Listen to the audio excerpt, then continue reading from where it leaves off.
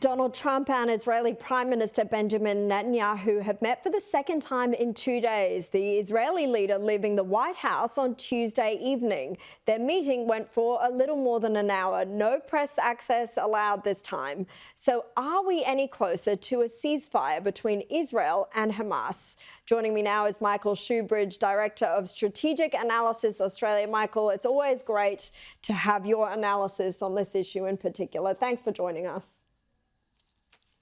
I just wanted to put to you... My pleasure, Karen.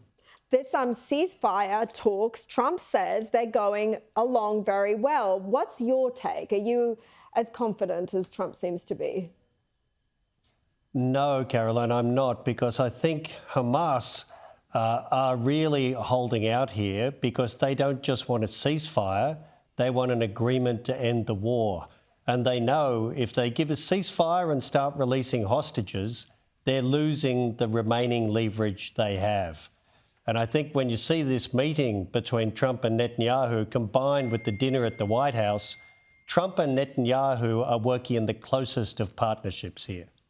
Yes, well, I mean, there was a nomination for a Nobel Peace Prize. It doesn't get a lot closer than that from Netanyahu for Trump. Meanwhile, Israel's defense minister has proposed relocating Palestinians from Gaza to a designated area along the Egyptian border in a move meant to separate civilians from Hamas militants. Here was Netanyahu yesterday.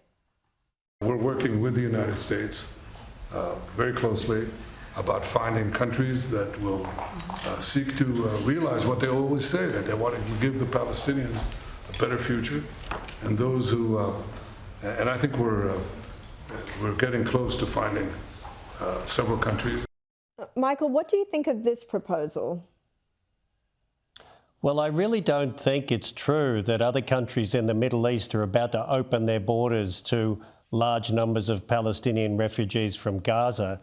But I do think this is Netanyahu and his defence minister telling Hamas, if you don't agree to the ceasefire, we've got other options that you will like even less, which is pushing Gazans down into the south and trying to separate out the remaining Hamas operatives. So it's all about more pressure on Hamas. Yeah, a negotiating tactic. And you're right. I mean, look at Egypt. It's had such a hard blockade on Gaza for many, many years, and no other country has taken them in the past. It's hard to imagine that suddenly changing. Meanwhile, Trump has unleashed on Russian President Vladimir Putin in a foul-mouthed rant. Take a look at this. I'm not happy with Putin. I can tell you that much right now, because he's killing a lot of people. And a lot of them are his soldiers. We get a lot of thrown at us by Putin, for you want to know the truth. He's very nice all the time, but it turns out to be meaningless. Do you want to say that again? Lindsey Graham has a sanctions bill on Russia. Do you want him to? I'm looking at it, yeah. Michael, Trump is set to resume sending weapons to Ukraine. It seems like relations with Putin have really soured. Well, 6 months on, Donald Trump is starting to notice that Vladimir Putin is soft-soaping him.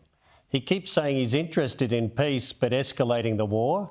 And I think this last set of Russian strikes with huge numbers of drones and missiles killing Ukrainian civilians, clearly not military targets, right after the phone call Trump had with Putin, is now making Donald Trump realise giving the Ukrainians the defensive anti-missile systems like the Patriots is a good thing, and maybe Putin needs some pressure put on him from the US. Well, I got to say, finally, I'm glad he's woken up to that. Michael Shoebridge, thank you so much for your time.